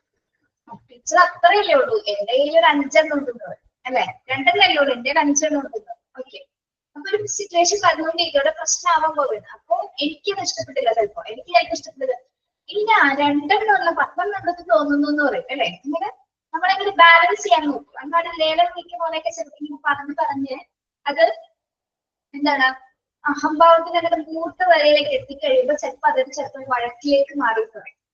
പക്ഷെ വഴക്കിലേക്ക് മാറുന്നതിന് മുമ്പ് നമുക്ക് തിരിച്ചറിയാൻ പറ്റും, ഇവന് നല്ല അഹങ്കാരത്തിലാണ് സംസാരിക്കുന്നത്, ഇവിടെ നിർത്താം എന്ന് നമ്മൾ വിചാരിക്കും അല്ലെ. ഇനി ഇപ്പൊ പറഞ്ഞിട്ട് കാര്യമില്ല, എനിക്ക് ഇഷ്ടപ്പെടുന്നില്ല എന്ന് നമ്മൾ അതിനെ ഫീൽ ചെയ്യും. നമുക്ക് ഫീൽ ചെയ്യല്ലേ ആളോട് സംസാരിക്കുന്നതെന്ന് ഫീൽ ചെയ്തിട്ട് 2 കൂട്ടർക്ക് ഒരേപോലെ തോന്നിയിട്ട് ആ ചർച്ച നിർത്തും. ഓക്കെ, അങ്ങനെ അഹംഭാവങ്ങൾ നമുക്ക് തിരിച്ചറിയാൻ പറ്റും. ചിലവര് സംസാരിക്കേ വേണ്ട, ഭാവത്തിൽ കാണിക്കും അല്ലേ. ഭാവം മൈൻഡ് ചെയ്യില്ല. സാരിയെ കൊടുത്ത് പറഞ്ഞു കഴിഞ്ഞാല് എന്റെ സാരി എല്ലാവരും കാണുന്നില്ല, എന്റെ സാരി മിണ്ടാതെ നിന്ന് അഹങ്കരിച്ചെന്ന് കാണിക്കും അല്ലേ. എനിക്കൊരു ഭാവം നമ്മൾ പറയാറില്ലേ, അവള് വന്നിട്ടുണ്ട്, നിങ്ങൾ കണ്ടോ, നിങ്ങൾ പറഞ്ഞില്ലേ? ഇല്ല, കുറെ നേരമാണ് അവൾ നല്ല ഷോ കാണിക്കുന്നുണ്ട് അല്ലെ, നമ്മൾ പറയാറില്ലേ. അതൊക്കെ ഒരു സ്ഥലം. അതാണ് ചിലപ്പോ എന്തെങ്കിലും വിഷമമൊക്കെ ഉണ്ടായിരുന്നു, പക്ഷെ എന്തെങ്കിലുമൊക്കെ അതിന് രക്ഷപ്പെടാൻ വേണ്ടി കാണിക്കുന്നതായിരിക്കും. നിങ്ങളോട് ചിലപ്പോ വന്ന് മിണ്ടാനുള്ള ബുദ്ധിമുട്ടുകൾ കൊണ്ട് ചിലപ്പോൾ മാറിയിട്ടായിരിക്കും. ഇപ്പൊ എന്റെ സാരി കണ്ട് ഇഷ്ടപ്പെട്ട് എന്നെ വിളിക്കട്ടെ, എന്നെ ഇങ്ങോട്ട് വിളിക്കട്ടെ, എന്ന് ഞാൻ പോവാം. അങ്ങനെ ആൾക്കാരും ഉണ്ട് കേട്ടോ. എന്നൊക്കെ പറയാം. ഓക്കെ, പിന്നെ ചില എന്താണ് ഫംഗ്ഷനുകളിൽ ഉണ്ടാവാറുണ്ട്. എന്ത് പറയാ, കല്യാണം അങ്ങനെയൊക്കെ നടക്കുമ്പോ ചില ഫംഗ്ഷനുകളില് ചിലര് ഭയങ്കര സീരിയസ് ആയിട്ട് ഇരിക്കണാണ്. അപ്പൊ ഞാൻ ആലോചിക്കുന്നത് ഇവരെന്തിനാണോ കല്യാണത്തിന് തന്നെയല്ലേ വന്നത്, പിന്നെ ഇവരെന്തിനാണോ ഇത്ര സീരിയസ് ആയിട്ട് ഇരിക്കണത്, എന്തേ ഇതാ മിണ്ടൂല അവിടെ അവര്. അങ്ങോട്ട് ചെന്ന് നമ്മളിങ്ങനെ എന്റെ save അമ്മായിമ്മ ചെയ്യണം. അതെ. അപ്പൊ ഇന്ത്യയിലേക്ക് പോയി പാവത്തിന് 8% കാണിക്കാറുണ്ട് അല്ലെ ചിലവര്. എന്റെ അമ്മായിമ്മ അങ്ങനെയാണേ, നല്ല സുന്ദരിയാട്ടോ. എന്റെ അമ്മായിമ്മേ നല്ല സുന്ദരിയാണ്, നല്ല രസം കാണാനായിട്ട്. ഇപ്പൊ ഒരു 90 വയസ്സുണ്ട്. പക്ഷെ എന്നാലും ഇപ്പൊ ഇത്ര സുന്ദരിയാണെങ്കിൽ അപ്പൊ എന്ത് സുന്ദരിയായിരിക്കും നമ്മൾ വിചാരിച്ചു. നല്ല കിടുവാണ് പീസ്, നല്ല സൂപ്പർ സാധനം. അപ്പൊ അമ്മ ഇടയ്ക്ക് ഇങ്ങനെ നല്ല ദേഷ്യത്തിലൊക്കെ ആയിരിക്കും. അപ്പൊ ഏതെങ്കിലും ഫംഗ്ഷനിൽ പങ്കെടുക്കുമ്പോ അമ്മ ഇങ്ങനെ നമ്മളായിട്ട് ഇച്ചിരി ഇച്ചിരി ഇഷ്ടക്കേടൊക്കെ ഉണ്ടേ. എന്നാലും ഞാൻ അമ്മ സുന്ദരി, നീ നല്ല സുന്ദരിയായിട്ടുണ്ടല്ലോ അമ്മ, ചുമ്മാ കമന്റ് അടിച്ചിട്ട്. അപ്പൊ അമ്മയ്ക്ക് പറയും, അവള് പറഞ്ഞു കേട്ടോ എന്റെ സാരി നല്ലതാണെന്ന് പറഞ്ഞിട്ട്. അമ്മ ഞാൻ എപ്പോഴും പുകഴ്ത്തും, അമ്മ സുന്ദരിയ സുന്ദരിയാണെന്ന്. അതുകൊണ്ട് എല്ലാവർക്കും പറഞ്ഞ കാര്യമില്ലേ, ഞങ്ങള് തമ്മിൽ ചെറിയ ഇഷ്ടക്കേടുണ്ടെന്നൊക്കെ പറഞ്ഞില്ലേ, ആ അല്ലേ? ലോകത്ത് അമ്മായിനെ അവരുടെ ഒപ്പം ഞാൻ പറഞ്ഞു അല്ല, ഒരുപാട് സഫർ ചെയ്ത ഒരാളാണ് അവര്. ഒത്തിരി 9 മക്കളുണ്ട്. അവർ ഒത്തിരി സാക്രിഫൈസ് ചെയ്ത ലൈഫില്. അവർക്ക് മക്കളെ നമ്മളിങ്ങനെ നോക്കുമ്പോൾ അവർക്ക് ഫീൽ ഉണ്ടാവൂല പൊതുവെ. അപ്പൊ അതുകൊണ്ടാണെന്നാണ് ഞാൻ മനസ്സിലാക്കുന്നത്. പക്ഷെ ആള് സുന്ദരിയാണ്, ഇതുമാണ്, ഭയങ്കര റോയലാണ്, എനിക്ക് ഭയങ്കര ഇഷ്ടമാണ്. ഈ കുശുമ്പും കൊണ്ടുള്ള ഇഷ്ടക്കേട് മാത്രമേ എനിക്കുള്ളൂ. എന്ന് പറയുന്നത് പോലെ പ്രകൃതി നിമിത്തം നമുക്ക് വേണ്ടി പറയാം, അമ്മായിയും മരുമകളും തമ്മില് എന്നും എന്നും നല്ല ബന്ധമായിരിക്കും. ആണോ? നിങ്ങളുടെ വിശ്വസിക്കാൻ എന്താ? എനിക്ക് ഞാൻ പറയാം, എന്റെ അമ്മേനേക്കാൾ ഇഷ്ടം എനിക്ക് എന്റെ അമ്മായിമ്മേനെയാണ് എല്ലാ തരത്തിലും, ഏത് രീതിയിലും. വളരെ വളരെ റേറ് മാത്രമേ ഉണ്ടാവുള്ളൂ. പക്ഷെ നമ്മള് ഒരു 100% എടുത്ത് നോക്കിയാല് അല്ല ഒരു സ്ഥലത്ത് നമ്മുടെ അമ്മേനെ വെച്ച് കമ്പയർ ചെയ്യാൻ പറ്റത്തില്ല. അമ്മേനെ വെച്ച് കമ്പയർ ചെയ്യാൻ പറ്റുന്ന ഒരാളല്ല അമ്മായിമ്മ. പക്ഷെ ഇപ്പൊ അമ്പിളി പറഞ്ഞ പോലെ നമ്മള് നമ്മളായിട്ട് നിന്ന് അവരെ പൊക്കേണ്ട സ്ഥലത്തൊക്കെ, ഇപ്പൊ ഞാനും അങ്ങനെയാ, ഞാൻ എല്ലാവരോടും പറയും. എന്ന് വെച്ചാൽ ഞാൻ പറയും, ആ അമ്മ അത് ചെയ്തത് കൊള്ളാം, നമ്മൾ അക്സെപ്റ്റ് ചെയ്ത് പിന്നെ കുറെ സ്ഥലത്ത് സൈലന്റ് ആവുക, ഇതൊക്കെയാണ് ഞാൻ ജീവിതത്തിൽ ചെയ്യുന്ന കാര്യം. അപ്പൊ ഒരു പ്രശ്നം ഉണ്ടാകത്തില്ല, ആ ഒരു അഡ്ജസ്റ്റ്മെന്റ് മെക്കാനിസം. അപ്പൊ ഹസ്ബൻഡിനും അതാണ് സന്തോഷം, കാരണം 2 സ്ഥലത്തും സമാധാനം, അതാണ് അവരുടെ സന്തോഷം. അല്ലെങ്കിൽ ഇപ്പൊ ഞാൻ വിളിക്കുമ്പോ വൈഫിന്റെ അമ്മയുടെ കുറ്റം പറയും, അമ്മ വൈഫ്, അത് അവർക്ക് ഭയങ്കര ഹേർട്ടല്ലേ. ഇതാകുമ്പോ 2 സ്ഥലത്തും അത്രേ ഉള്ളൂ ഇത്രേ ഉള്ളൂ, അങ്ങനെ അങ്ങ് പോവാം. പോവാണെങ്കിൽ കുഴപ്പമില്ല. പക്ഷെ അല്ലാത്ത പക്ഷം ഇതൊരു ബുദ്ധിമുട്ടാണ്. പക്ഷെ എന്തായാലും നമ്മൾ എത്ര സ്നേഹിച്ചാലും അവരുടെ ഇടയിൽ ഒരു വേർതിരിവുണ്ട് അല്ലെ, ചെറിയൊരു വേർതിരിവുണ്ട്. നന്നായിട്ടുണ്ട്. ഞാനിങ്ങനെ വളരെ ഓപ്പൺ ആയിട്ട് സംസാരിക്കുന്ന കാരണം, എന്റെ വീട് നേര്യമംഗലാണേ. അപ്പൊ ഞങ്ങള് നന്നായിട്ട് സംസാരിക്കുന്ന ആളുകളാണ്. ഇവിടെ അങ്ങനെ അത്രയും അങ്ങോട്ടും ഇങ്ങോട്ടും സംസാരമൊന്നുമില്ല. ഞാൻ എപ്പോഴും ചെലവിലാന്ന് പറഞ്ഞുകൊണ്ട് നടക്കും. അപ്പൊ അമ്മക്ക് ഇതാണ്. എന്തൊക്കെ ചെയ്ത് കഴിഞ്ഞാലും, എന്തൊക്കെ നല്ല ചെയ്താലും എന്തെങ്കിലും ചെറിയ പോയിന്റിൽ ചെയ്യണം അല്ലെ, അത് പറയുകയും ചെയ്യും. നമ്മ പോലെ നടന്നുണ്ടാവില്ല, പക്ഷെ അത് പറയും, കറക്റ്റ് ആയിട്ട് പറയും. എത്ര നല്ലതാണെങ്കിൽ പോലും കുറച്ചും കൂടി അതായിരുന്നു ഇതാവായിരുന്നു ഇതാവും. പക്ഷെ നമ്മള് കണ്ടറിയും ചെയ്തിരിക്കുന്നത് അങ്ങനെ സിറ്റുവേഷൻസ് ഒക്കെ ഉണ്ടാവുന്നുണ്ട് കേട്ടോ. ഇനിയിപ്പോ അത് പറയുന്നുണ്ട് വേറെ വഴക്കാം. ഒരു ഡിഫൻസ് മെക്കാനിസം കൂടി ഉണ്ട്, reaction formation. Last one, reaction formation. Ego സെൻട്രിസത്തിന് എന്തെങ്കിലും ഒരു ഇത് പറഞ്ഞു തരുമോ, ജസ്റ്റ് ഒരു നോട്ട് എഴുതി വെക്കാനായിട്ട്? തന്നെ വരും, ക്ലാസ്സിൽ വരും കേട്ടോ. ഓക്കെ.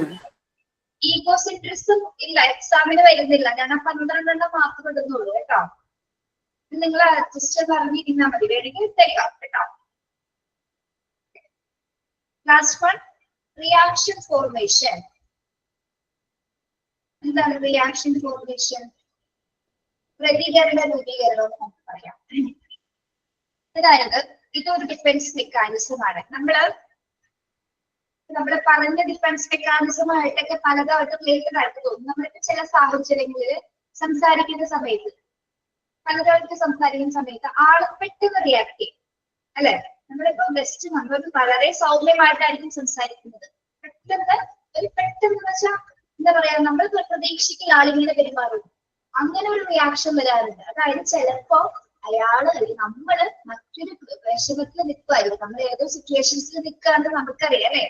ആ ഒരു സമയത്ത് ആര് വിളിച്ചാലും നമ്മൾ അങ്ങനെ പ്രതികരിക്കുന്നത്, അത് മനസ്സ് അങ്ങനെയാണ് നമ്മളെ കാണിക്കുന്നത് കേട്ടോ. നമ്മൾ അങ്ങനെ റിയാക്ട് ചെയ്യുള്ളൂ. ഒന്നും വിടാതെ പെട്ടെന്ന് തന്നെ അല്ലെ, ദേഷ്യം കയറുന്നത് പെട്ടെന്ന് ദേഷ്യപ്പെടുന്നത് ഏറ്റവും ഡിഫിക്കൽട്ട് ആയിട്ടുള്ള കാര്യം ആലോചിച്ചുകൊണ്ടിരിക്കുകയാണ്. ഇനി നമുക്ക് അതിലേക്ക് എത്തിപ്പെടാനുള്ള വഴികളോ സൊല്യൂഷനൊക്കെ ഇങ്ങനെ ആലോചിച്ചിരിക്കുന്ന സമയത്ത് പെട്ടെന്ന് തന്നെ വിളിക്കുമ്പോൾ ആള് റിയാക്ട് ചെയ്ത് ദേഷ്യഭാവത്തോടായിരിക്കും. ഓക്കെ, പെട്ടെന്ന് തന്നെ പിന്നെ ആള് കംപ്ലീറ്റ്ലി നമ്മളെ ചിലപ്പോൾ അപ്പൊ തന്നെ ചീത്ത പറയുകയും ചെയ്യും. കാരണം വായത്തുള്ളി കാര്യം മുറ്റോ നമ്മൾ പറയും. ചില ടൈമില് നമ്മൾ അങ്ങനെയാണ് മക്കളോട് റിയാക്ട് ചെയ്യാറുണ്ടോ കുട്ടികളോട്. ചില സമയത്ത് നമ്മൾ വേറെ എന്തോ ആലോചിക്കുന്ന സമയത്ത് മനസ്സിൽ ആ ഒരു സിറ്റുവേഷൻ ഉണ്ട്, ആ പെട്ടെന്ന് നമ്മൾ അങ്ങനെ റിയാക്ട് ചെയ്യുന്നതിന്റെ കാരണം എന്താണ്, അതിന് സൊല്യൂഷൻ കിട്ടിയിട്ടില്ല, നമ്മൾ ഫേസ് ചെയ്യുന്ന പ്രോബ്ലത്തിന് സൊല്യൂഷൻ കിട്ടിയിട്ടില്ല. കിട്ടാതെ ഇതിന് ചിന്തിച്ചിരിക്കുന്ന സമയത്ത് അതിൽ നിന്ന് ഡൈവേർട്ട് ചെയ്യാൻ വേണ്ടിയിട്ടാണ് നമ്മൾ അങ്ങനെ റിയാക്ട് ചെയ്യുന്നത് കേട്ടോ. അപ്പൊ അത് മനസ്സിന്റെ ഒരു അഡ്ജസ്റ്റ്മെന്റ് ആണ്. ചിലപ്പോൾ നമ്മൾ അങ്ങനെ റിയാക്ട് ചെയ്ത് കഴിയുമ്പോൾ ചിലപ്പോൾ നമ്മൾ അത്രയും വിചാരിച്ചിരുന്ന കാര്യങ്ങൾ ചിലപ്പോൾ പോയിട്ടുണ്ടാവും, മനസ്സിനെ പോയിട്ടുണ്ടാവും, അത്ര ടെൻസ്ഡ് ആയിട്ടുള്ള മൊമെന്റ് ആയിരിക്കും. പക്ഷെ പ്രതികരിക്കുന്നത് എങ്ങനെയായിരിക്കുള്ളൂ, ദേഷ്യഭാവത്തിലായിരിക്കും പ്രതികരിക്കും. ഓക്കെ, അങ്ങനെ ഒരു രീതിയിൽ നമുക്ക് അതിനെ നിർവചിക്കാൻ സാധിക്കും. പിന്നെ വേറൊരു രീതിയിൽ പറഞ്ഞാൽ എന്തിനും റിയാക്ട് ചെയ്യുന്ന ആൾക്കാരുണ്ട്, ഉള്ളതിനും ഇല്ലതിനും എല്ലാത്തിനും റിയാക്ട് ചെയ്യുന്ന ആൾക്കാരാണ്. ഒരു കാര്യം ഉണ്ടാവില്ല, പക്ഷെ വാ തുറന്നാ മതി ഇറ്റ പറഞ്ഞു കിട്ടി. എന്താണത്, ആൾക്കെന്തോ ഫേസ് ചെയ്യുക, ആൾക്ക് ചില സാഹചര്യങ്ങളിലെ മറികടക്കാൻ വേണ്ടിയിട്ട് കണ്ടിന്യൂസ് ആയിട്ട് ഇങ്ങനെ പ്രതികരിച്ചുകൊണ്ടേയിരിക്കും. ഓക്കെ, അങ്ങനെയുള്ള സാഹചര്യങ്ങളുണ്ട്. അത് മനസ്സിന്റെ ഒരു തന്ത്രമാണ്. എങ്ങനെ ഇത്രയും മനസ്സിന് ഇത്രയും പ്രശ്നങ്ങളുള്ള സാധനങ്ങൾ വെച്ചിട്ടാണ് നമ്മൾ ജീവിക്കുന്നത് അല്ലെ. നമ്മൾ നിസ്സാരക്കാരല്ല അല്ലെ. പൈസക്ക് എന്തെങ്കിലും കുറവുണ്ടെങ്കിലേ ഉള്ളൂ, പക്ഷെ മനസ്സുകൊണ്ട് നമ്മൾ എല്ലാ കാര്യത്തിലും ഏബിൾ ആണ് അല്ലെ. എല്ലാം കൊണ്ടും സഫിഷ്യന്റ് ആണ് നമ്മുടെ യെസ്. അപ്പൊ നിങ്ങൾ ഏറ്റവും പ്രധാനമായിട്ട് പഠിക്കേണ്ടത് ഈ 12 മെക്കാനിസംസ് ആണ്. 12 മെക്കാനിസംസും ചെറുതാക്കി ടീച്ചർ ക്യാപ്സ്യൂൾ വലുപ്പത്തിൽ നോട്ടാക്കിയിട്ടുണ്ട്, അത് പഠിക്കുക കേട്ടോ. പിന്നെ ഒരു കാര്യം പറയാം, ഇതിലെ ക്വസ്റ്റ്യൻസുകള് ഡിഫൻസ് മെക്കാനിസത്തിന്റെ ക്വസ്റ്റ്യൻസുകള് ടഫായിരിക്കും കേട്ടോ. എന്തുകൊണ്ടാണ് ടഫ് ആവുന്നത്, ഡിഫൻസ് മെക്കാനിസത്തിന്റെ ക്വസ്റ്റ്യൻസ് വരുന്നത് സിറ്റുവേഷൻ ബേസ്ഡ് ആണ്. അതായത് ഒരു സാഹചര്യം തരും, സാറ ഇങ്ങനെ ആയിരുന്നു, സാറക്ക് ഈ ഒരു സിറ്റുവേഷൻ ഉണ്ട്, സാറ് ഇങ്ങനെ റിയാക്ട് ചെയ്യും, ഏത് ഡിഫൻസ് മെക്കാനിസം ആണ്, എങ്ങനെ കണ്ടുപിടിക്കും. അപ്പോ എല്ലാ ഡിഫൻസ് മെക്കാനിസം എന്താണെന്ന് പച്ചവെള്ളം പോലെ പഠിച്ചിട്ടുണ്ട്. അപ്പൊ നമ്മൾ പഠിക്കുമ്പോൾ ഏറ്റവും ഒരുപാടുള്ള ഒരു ചാപ്റ്റർ കൂടിയാണ്. ക്വസ്റ്റ്യൻസ് അങ്ങനെ നമുക്ക് ഇടാൻ പറ്റുള്ളൂ കേട്ടോ, അങ്ങനെ ഇടാൻ പറ്റുള്ളൂ. അങ്ങനെയല്ലേ ഏത് ഡിഫൻസ് മെക്കാനിസം ആണെന്ന് കണ്ടുപിടിക്കാൻ നമുക്ക് സാധിക്കുള്ളൂ, അങ്ങനെയല്ലേ നിങ്ങളെ ട്രെയിൻ ചെയ്യാൻ പറ്റുള്ളൂ നമുക്ക്. ഓക്കെ, പിന്നെ ഡിഫൻസ് മെക്കാനിസം കൊണ്ടുവന്നത് ആരാണെന്നുള്ളൊരു ചോദ്യം, അത് എളുപ്പമാണ് നിങ്ങൾക്ക് അല്ലെ. സിഗ്മണ്ട് ഫ്രോയിഡ് ആണെന്നുള്ളത് അറിയാം, ഫാദർ ഓഫ് ഡിഫൻസ് മെക്കാനിസം, അത് എളുപ്പമായിരിക്കും. അല്ലാത്ത പക്ഷം ഈ 12 മെക്കാനിസത്തിൽ നിന്നും സാഹചര്യങ്ങൾ തരും, സിറ്റുവേഷൻസ് തന്നിട്ട് ഏത് ഡിഫൻസ് ആണെന്ന് കണ്ടുപിടിക്കുക. കുറച്ചു നേരം അപ്പൊ നിങ്ങൾ ക്വസ്റ്റ്യൻസ് വായിക്കും, 2-3 പ്രാവശ്യം ഒന്ന് വായിച്ചു നോക്കുമ്പോ കാര്യം പിടിയിട്ടു. പാടാണെന്ന് പറഞ്ഞത് കുറച്ചുകൂടി ശ്രദ്ധിക്കാൻ വേണ്ടിയിട്ടാണ് പാടായിരിക്കും കേട്ടോ. ഓക്കെ, അപ്പൊ ഇതിലെ ക്വസ്റ്റ്യൻസുകൾ വളരെ ശ്രദ്ധിച്ചിട്ട് വേണം ആൻസർ ചെയ്യാനായിട്ട്. പിന്നെ ആരാണ് ചോദിച്ചപ്പോ സപ്ലിമേഷൻ വെച്ചിട്ടുണ്ടെങ്കിൽ പകരം വെക്കുക, ഇമോഷൻസിനെ റീപ്ലേസ് ചെയ്യുന്നതിനാണ് സപ്ലിമേഷൻ എന്ന് പറയുന്നത്. റെക്കോർഡഡ് ക്ലാസ് കണ്ടാൽ മതി കേട്ടോ. മാം ആരാണ് ഡിഫൻസ് മെക്കാനിസം കണ്ടുപിടിച്ചത്, നോട്ടിലുണ്ടോ? ഞാനില്ല. Father of defence mechanism Sigmund Freud. Sigmund SIGMUND Sigmund Freud. FREUD Freud. First ക്ലാസ്സിൽ പറഞ്ഞിട്ടുണ്ടായിരുന്നു ഉദ്ദേശിച്ചത് അല്ലെ, അങ്ങനെ ഉണ്ടായില്ല. ഇല്ല മാം, ഞാൻ റെക്കോർഡ് ക്ലാസ് കണ്ടേ, പക്ഷെ ഞാൻ കേട്ടില്ല, ശ്രദ്ധിച്ചില്ല. പറഞ്ഞിട്ടുണ്ടായില്ലേ ഇല്ല, ഞാൻ കണ്ടാണ് ബാക്കി ഇന്ന് കാണാനിരുന്നത്, അതിൽ കേട്ടില്ലായിരുന്നു. കേട്ടോ. ഇത് ഇല്ലെങ്കിൽ പറഞ്ഞു തരുന്നത് ക്വസ്റ്റ്യൻ ഇടാൻ വേണ്ടിയിട്ടാണ് നിങ്ങൾ എത്തുന്നത്. അറിഞ്ഞിരിക്കുന്നത് ആരാണ് ഇതിന്റെ ഫാദർ എന്നത്, ഫാദർ പഠിച്ചു വെച്ചാൽ മതിയല്ലോ. ചില ടെസ്റ്റുകളിൽ ഇങ്ങനെ ഫാദറിന്റെ നെയിലൂടെ ചെയ്യുന്നില്ല, അപ്പൊ അടുത്ത പുതിയ ടെക്സ്റ്റ് ഇറക്കുന്ന സമയത്ത് കൊടുത്തെന്നാണ്. അപ്പൊ പഴയ ആൾക്കാർ ചെയ്തതിന്റെ ആണോന്ന് അറിയില്ല. ഓക്കെ, ഇപ്പൊ ഡിഫൻസ് മെക്കാനിസം പഠിച്ചു കഴിഞ്ഞപ്പോ മനസ്സിലായില്ലേ മനസ്സിന് ഇത്തരത്തിലുള്ള മെക്കാനിസംസ് ഉണ്ട്, അഡ്ജസ്റ്റ് മെക്കാനിസംസ് ഉണ്ടെന്ന് മനസ്സിലായില്ലേ? ഇപ്പൊ ഈ ഡിഫൻസ് മെക്കാനിസം നമ്മൾ പല പേരിൽ അറിയപ്പെടുന്നുണ്ട്. ഫസ്റ്റ് തൊഴിൽപ്പെട്ട ടീച്ചർ പറഞ്ഞിരുന്നു, ഒന്നില്ലെങ്കിൽ ഡിഫൻസ് മെക്കാനിസം, മെന്റൽ മെക്കാനിസം, അല്ലെങ്കിൽ ഡൈനാമിക്സ്. മെന്റൽ ഡൈനാമിക്സ് എന്നൊക്കെ ആയിരിക്കും ചിലപ്പോൾ ക്വസ്റ്റ്യൻസ് കാണുന്നതൊക്കെ എന്താണ് ഡിഫൻസ് മെക്കാനിസം ആണെന്ന് ഓർക്കുക കേട്ടോ. ഓക്കെ, അപ്പൊ എല്ലാവരും ശ്രദ്ധിക്കേണ്ടത് ക്വസ്റ്റ്യൻസ് തരുന്ന ക്വസ്റ്റ്യൻസ് നന്നായിട്ട് വായിച്ചു നോക്കാം. ഓക്കെ, സിറ്റുവേഷൻ ടീച്ചർ പറയാ സിറ്റുവേഷൻ തന്നിട്ട് മാത്രമായിരിക്കും ക്വസ്റ്റ്യൻ വരുന്നത്. യെസ്, പിന്നെ 12 എണ്ണം കാണാതെ പഠിച്ചു വെക്കുക. എന്ന് വെച്ചാൽ പേരുകൾ കാണാതെ പഠിച്ചു വെക്കണം. അപ്പൊ കറക്റ്റ് ആയിട്ട് മനസ്സിലാവും ഏതൊക്കെയാണെന്നുള്ളത്. Compensation, rationalisation, projections, identification, sublimation, റിഗ്രഷനും മാറിപ്പോകരുത് കേട്ടോ. റിഗ്രഷൻ ആൻഡ് റിപ്രഷൻ മാറിപ്പോകരുത്. സ്പെല്ലിംഗ് നോട്ട് ചെയ്യണം. Substitution, identification, negativism, sympathism, withdrawal, fantasy or daydreaming. അല്ലാതെ നമ്മൾ പഠിച്ച ഏതാണ്? ഇത് കൂടാതെ മറ്റ് ഡിഫൻസ് മെക്കാനിസങ്ങളാണ്. എന്തൊക്കെയാണ്? ഡിസൊല്യൂഷൻ, ഈഗോസെൻട്രിസം ആൻഡ് എന്താണ്? Reaction formation. ഓക്കെ, യെസ്, ആ ചാപ്റ്റർ കഴിഞ്ഞു. അതിന്റെ നോട്ട് കിട്ടേക്കാം കേട്ടോ. പിന്നെ ഞാൻ എന്തോ പറയുന്നു ഓർത്തു. തരുന്ന ക്വസ്റ്റ്യൻസ് ഒക്കെ പഠിച്ചു പോകണം കേട്ടോ. തരുന്ന ക്വസ്റ്റ്യൻസുകള് പഠിക്കണം. പഠിക്കാതെ നിങ്ങള് പരീക്ഷ ആവുമ്പോ പഠിക്കാന്ന് വിചാരിച്ചിരിക്കരുത് കേട്ടോ.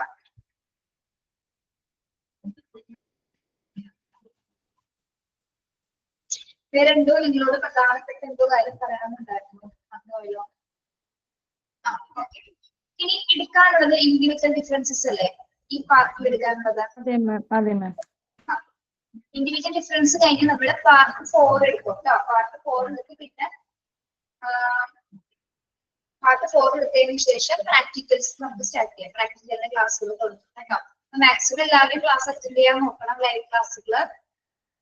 മാം, അപ്പൊ പാർട്ട് 3ലും കുറെ പോർഷൻസ് ഒക്കെ ബാക്കിയുണ്ടല്ലോ. പാർട്ട് 3ല് ഷംസിൽ എടുക്കുന്നത് ടീച്ചർ. Okay ma'am. പാർട്ട് 3 ഒന്നും ആയിട്ടില്ലേ? പാർട്ട് 3ല് മാം പാർട്ട് 2 അല്ല, ഈ ഇൻഡിവിജ്വൽ ഡിഫറൻസ് കഴിഞ്ഞിട്ട് പ്രാക്ടിക്കൽസ് ആണോ? അതിതാണ് മറ്റേ മോണ്ടിസോറി സ്കൂൾ അതല്ലല്ലോ part 4. Part 4 school management, office management ഒക്കെ. School management. ഓക്കെ. അത് തുടങ്ങിയിട്ട് നമ്മൾ തീരുന്നതിനനുസരിച്ച് നമ്മുടെ പ്രാക്ടിക്കൽസ് കൊടുക്കാം. ഞാൻ വിചാരിക്കുന്നത് ഈ വീട്ടിൽ അടുത്തുണ്ടല്ലോ കുറെ പേര് 5ല് നമുക്ക് അങ്ങനെ കൊടുക്കാൻ പറ്റില്ല. ഏറ്റവും അടുപ്പിച്ചടിപ്പിച്ചിങ്ങനെ കൊടുത്തുകൊണ്ടിരിക്കുന്ന ക്ലാസ്സിൽ ഇത് അത്യാവശ്യം നേരത്തെ തുടങ്ങാന്ന് വിചാരിക്കും. പ്രാക്ടിക്കൽസ് ലൈവ് ക്ലാസ്സിൽ മാക്സിമം കാണിച്ചു നോക്കാന്ന് വിചാരിക്കാം. എന്തെങ്കിലും ഗ്രാമറിൽ കൃത്യമായിട്ട് കാണുന്നില്ലെങ്കിൽ ഒന്ന് കറക്റ്റ് ആയിട്ട് ഒന്ന് പറഞ്ഞാൽ മതി. വേറെ പ്രത്യേകിച്ച് ഒന്നുമില്ല. എല്ലാവരുടെ കയ്യിൽ പ്രാക്ടിക്കൽ ടെക്സ്റ്റ് ഇല്ലേ? ഇല്ല. ടീച്ചർ എടുക്കുന്നത് പ്രാക്ടിക്കൽ ലൈഫ് ഏരിയ ആയിരിക്കും കേട്ടോ. പ്രാക്ടിക്കൽ ലൈഫ് ഏരിയ എന്ന് പറയുന്ന ഒരു ഭാഗമുണ്ട്, അതായിരിക്കും ടീച്ചർ എടുക്കുന്നത്. ഒരു മാത്തമാറ്റിക്കൽ ഏരിയ എക്കണോമിക്സ് ആയിരിക്കും എടുക്കുന്നത്. ബാക്കി അങ്ങനെ കൊണ്ടൊക്കെ നമ്മൾ മാറി മാറി എടുക്കും കേട്ടോ. മൊഡ്യൂൾ 4 ആ മാം പറഞ്ഞത്? എല്ലാവരുടെ കയ്യിൽ ടെക്സ്റ്റ് ഉണ്ടല്ലോ. അതാണ് എന്താ തമ്മില മൊഡ്യൂൾ 4-ലല്ലേ പറയുന്നത്? സ്കൂൾ മോണ്ടിസോറി സ്കൂൾ മാനേജ്മെന്റിന്റെ അകത്ത് വരുന്നത് ആ ടെക്സ്റ്റ് ഉണ്ട്. അതെ, പ്രാക്ടിക്കൽ ഏരിയ എന്നൊരു ഭാഗം കണ്ടിട്ടുണ്ടോ? പതിയെ ടെസ്റ്റ് ഒന്ന് ഓപ്പൺ ആക്കി നോക്കിക്കോളൂട്ടോ. ലാസ്റ്റ് ഭാഗം കിട്ടാൻ ഒരു ബ്ലാക്ക് ബോർഡ് അങ്ങനെയൊക്കെ കൊടുത്തിരിക്കുന്ന ആ ഒരു ഏരിയ ഒക്കെ ആണോ? 4 ആണത്. അയ്യോ, അപ്പൊ ഇത് നമുക്ക് പ്രാക്ടിക്കൽസ് ഉണ്ട്. പ്രാക്ടിക്കൽ ലൈഫ് ഏരിയ അത് കിട്ടിയിട്ടില്ല ടെക്സ്റ്റ്? ഇല്ല. എല്ലാം അതിൽ തന്നെ എല്ലാം അതിൽ തന്നെ ഉണ്ടാവും. മൊഡ്യൂൾ 3 മൊഡ്യൂൾ 3 ആയിരിക്കും മാം. മൊഡ്യൂൾ 3 ആണ്. നിങ്ങൾക്ക് എല്ലാം ഒറ്റ ടെക്സ്റ്റ് ആണോ അല്ലെങ്കിൽ സെപ്പറേറ്റഡ് ആണോ? എങ്ങനെയാണ്? ഇതില് PG ഉണ്ട്, ഡിപ്ലോമയുണ്ട്. അപ്പൊ അവർക്ക് 5 മൊഡ്യൂൾ അങ്ങനെയല്ലേ മാം, അതുകൊണ്ട് കൺഫ്യൂഷൻ ആയിരിക്കും.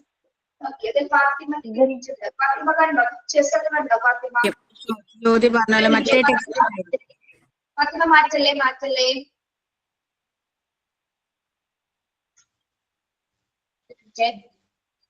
നെക്സ്റ്റ് കണ്ണും കാണാൻ പറ്റുന്നതോ? ആ ഇതില് ഫസ്റ്റ് കിടക്കുന്നത് പ്രാക്ടിക്കൽ ആയിരിക്കുന്നല്ലേ ഫാത്തിമ കിടക്കുന്നത് റെഞ്ചിക? അതെ മാം, എന്റെ അടുത്തുണ്ട്. അതെ മാം, അതെ മാം. അതെ മാം, അതെ. Practical life area, sensorial area, language area, mathematical area. Language ഏരിയയില് ഫോണറ്റിക്സിന്റെ ഭാഗങ്ങളൊക്കെ അശ്വതി മിസ് എടുക്കും. ബാക്കിയുള്ളത് ഞാൻ ഒന്നാമത്തെ ആയിരിക്കും എടുക്കുന്നത് കേട്ടോ. പിന്നെ തിയറീസ് വരുന്നുണ്ട്. ടീച്ചർ പറഞ്ഞു തിയറീസ് വരുന്നുണ്ട്. തിയറീസിന്റെ ക്ലാസ്സുകൾ ജസ്റ്റ് നമ്മൾ പറഞ്ഞു പോകുള്ളൂ. നിങ്ങൾക്ക് വായിച്ചാൽ മനസ്സിലാവുന്ന കാര്യങ്ങളേ ഉള്ളൂ. എളുപ്പമാണത്. അതൊന്ന് 2-3 ക്ലാസ് എടുത്തതിന് ശേഷം നമ്മൾ ഓരോ പ്രാക്ടീസുകൾ കാണിച്ചു തരും എങ്ങനെയാണുള്ളത് കേട്ടോ. അപ്പൊ അത് എടുത്തിട്ടില്ല, ഇനി എടുക്കണം. എടുത്തിട്ടില്ല.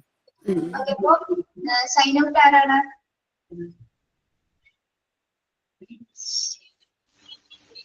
സൈൻ ഔട്ട് അതില്ല. സൈൻ ഔട്ട് ഇല്ല, പ്രയർ ഇല്ല.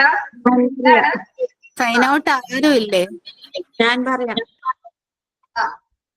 Kids fill up our lives with their bright smile and sunshine. Let us treasure them always. Thank you, ma'am, for your wonderful class. Sign out by Nofala. ഇനി teacher ഒരു കാര്യം പറയട്ടെ. നമ്മുടെ കൂട്ടത്തിൽ കുറെ പേര് പ്രാക്ടീസിന് സ്കൂളിലൊക്കെ പോകുന്നവരുണ്ട്. അല്ലാത്തവരോടാണ് ഞാൻ പറയുന്നത്. അല്ലാത്തവരെന്താ ചെയ്യുന്നത്? ടീച്ചർ പറയാറുണ്ട് നിങ്ങൾ വീട്ടിലിരുന്ന് ക്ലാസ് പ്രിപ്പയർ ചെയ്യാൻ കേട്ടോ. എല്ലാ ദിവസവും ചെയ്തോളൂ. സമയം കിട്ടുന്നതിനനുസരിച്ച് നിങ്ങൾ ക്ലാസ് എടുക്കുക. നിങ്ങളുടെ ക്ലാസ് ആണെന്ന് വിചാരിച്ചുകൊണ്ട് ആക്ടിവിറ്റീസ് ഒക്കെ കുട്ടികൾക്ക് ചെയ്തിട്ട് അങ്ങനെ ചെയ്യുക കേട്ടോ. ഓക്കെ, നല്ലൊരു അവസരമാണ് അങ്ങനെ ചെയ്യുന്നത്. കുറച്ചുകൂടി കോൺഫിഡന്റ് ആവുന്നത്. പെട്ടെന്ന് എനിക്ക് ചിലപ്പോൾ സ്കൂളിലേക്ക് അഡ്മിഷൻ വിളിക്കുന്നത്. ഓക്കെ, എപ്പോൾ വേണമെങ്കിലും പ്രിപ്പയർഡ് ആയിരിക്കാം. അപ്പൊ അതിനെന്താ ചെയ്യുന്നത്? ഏതെങ്കിലും ഒരു പോർഷൻസ്, ഇപ്പൊ ഒരു ഫിസിക്കൽ കാര്യം പറയാം. ഏതെങ്കിലും ആക്ഷൻ സോങ്സ് പഠിക്കാം. ആക്ഷൻ സോങ്സ് സ്റ്റോറിയോ പഠിച്ചിട്ട് ഒരു ക്ലാസ്സിൽ രാവിലത്തെ ഫസ്റ്റ് പീരീഡ് നിങ്ങൾ എങ്ങനെ ഹാൻഡിൽ ചെയ്യുന്നു അത്രയും അവിടെ വിടുക. അല്ലെങ്കിൽ ഒരു 10 മിനിറ്റ് 15 മിനിറ്റ് ക്ലാസ് എടുത്ത് പ്രാക്ടീസ് ചെയ്യാം കേട്ടോ. ഓക്കെ, ചെയ്യാമല്ലോ എല്ലാവരും? ഓക്കെ, നല്ലൊരു നന്നായിരിക്കും അത് ചെയ്യുന്നത്.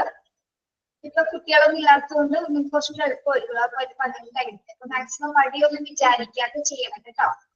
ഫസ്റ്റ് ഓഫ് ഓൾ ഫസ്റ്റത്തെ ക്ലാസ് ചിലപ്പോൾ മോശമായിരിക്കും, കുഴപ്പമില്ല. പിന്നീട് അവരുടെ പ്രാക്ടീസ് ചെയ്ത് ശരിയായിക്കോളും കേട്ടോ. ഓക്കെ, വീട്ടിലിരിക്കുന്നവർ പ്രത്യേകം അത് ചെയ്യാൻ ശ്രമിക്കുക. ശരി, okay, thank you. Have A nice day. Thank you ma'am. Thank you, ma'am. Thank you, ma'am.